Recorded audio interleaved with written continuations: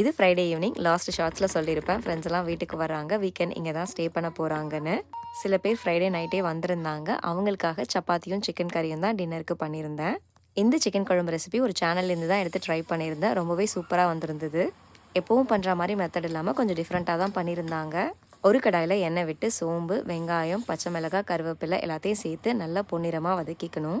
அது கூட இஞ்சி பூண்டு பேஸ்ட் சேர்த்து பச்சை வாசனை போகிற வரைக்கும் நல்லா வதக்கிட்டு சிக்கனை சேர்த்து நல்லா மிக்ஸ் பண்ணி விடணும். எப்போவுமே தக்காளி வதக்கி பார்த்துருக்கேன், இல்லைனா அரைச்சி ஊற்றி பண்ணி பார்த்துருக்கேன். இவங்க சிக்கன்லாம் போட்டதுக்கப்புறம் தக்காளியை போட சொல்லியிருந்தாங்க.